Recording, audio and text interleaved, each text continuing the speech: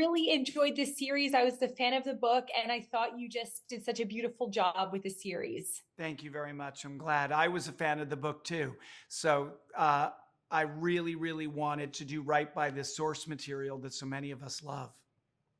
Well, you did. And one thing I really thought you did well in the series is you highlighted the power of words and the impacts that they can have, especially in challenging times. So, talk about how you work to convey this in the series, both visually and emotionally.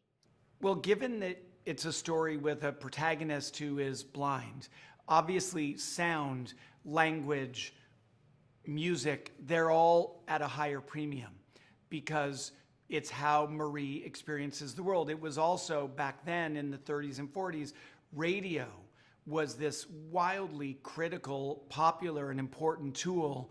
And it was a tool where words could be shared for enlightenment and connection, but it could also be shared for misinformation and propaganda and hate. And I think, frankly, if you substitute radio for social media, you have a mirror to our current times. Words matter, and words of hate can stoke the flames of hate. And words of connection and optimism and humanity, those can foster those better qualities. And so I felt that that was an important message in the book, and I wanted that to be a core theme of the show as well.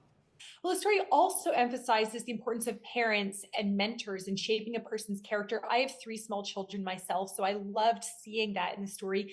How did you approach portraying the intentional and loving parenting in the series? And what messages do you really want viewers to take away from that? Yeah, the father-child, the parent-child relationship is central to this story. I have four daughters. It's central to my everyday life. And I think that there's this very iconic element to the story where a father has built a model of a city to teach his blind daughter how to navigate the world with empowerment. And I think that's what we're all doing, right? It's what a good parent does. It's what a good teacher does, is to give young people knowledge, yes, but above all, a faith in their own capacity, a faith and a confidence in their ability to have agency in this world and to find their way through the world, both literally and figuratively, to find their way with a sense of autonomy, independence, and authenticity. Now, we actually chatted before for the Adam Project, and at the time you mentioned your commitment to making movies that foster family connections. So, share a little bit about how this series contributes to that commitment you have to making series, to making movies that we can all enjoy together.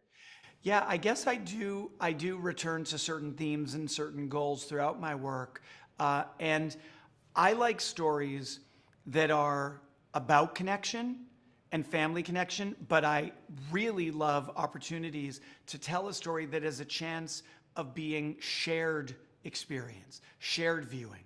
So the way that Stranger Things, Free Guy, Adam Project, All the Light We Cannot See, these are shows that I can watch with my kids or I can watch with my parents. And I think that when we experience things collectively, it's further bonds, it's further shared memories that help build our sense of belonging and our sense of family.